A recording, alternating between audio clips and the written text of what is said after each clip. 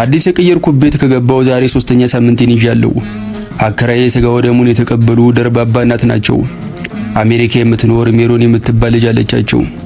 የሆነ እሑድ ቀን ድንጋይ ላይ ቁጭ ብዬ ፀሐይ የሞኩ እያለ ነጠላቸውን አድርገው ከቤት ወጡና አንድ ቀን እንኳን ሰንበትን ጠብቀ ቤተክርስቲያን ስትስም አይቼ አላውቅም እና እስኪ ዛሬ አብረን እንሂድ አሉኝ። በበር በኩል ሳልፍ ከመሳለም ውጪ ስራዬ ብዬ ቤተክርስቲያን ኬርኩ 3 ዓመት አልፎኛል። አንድ ቀን በታክሲ በቅዱስ ጊዮርጊስ ቤተክርስቲያን በኩል እያለፍኩ አንገቴን ከላይ ወደ ታች 3 ጊዜ ስነቀንቅ ያየን ጓደኛዬ እየዛትክ ነው የተሳለምኩ ብሎ አስደንግጦኛል። በጣም ብዙ ሰው እንደዚህ ከሆነ ቆይቷል። ከአከራዬ ጋር የእናቴ ያህል ተላመድኩ። ልጃቸው ከአሜሪካ የምትልክላቸውን ብር ከባንክ እያወጣው ሰጣቸው ጀመር። የሆነ ቀን ቤቴ ቁጭ ብዬ ጥፍሬን እየቆረጥኩ እያለ በሬ ተንኳኳ። ተነሳውና ከፈትኩ። አከራዬ በር ላይ ቆሟል። ደህና ዋሉ እትዬ ግቡ አልኳቸው።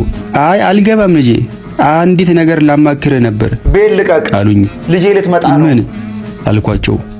ትንሽ ዝም አሉና ልጄ ከአሜሪካ ብለው ንግግራቸውን ሳይጨርሱ ሐሞቴ ሲፈስ ተሰማኝ። ፈጠን ብዬ እሺ ለቃለሁ አልኳቸው። ምንድነው የምትለቀው ብለው ተቆጡ። ያው ቤቱና ልቀቅ ሊሉኝ አይደለ? ኧረ አይደለም ልጄ አሉ እየተሽቆጠቆጡ። ታዲያ ምንድነው?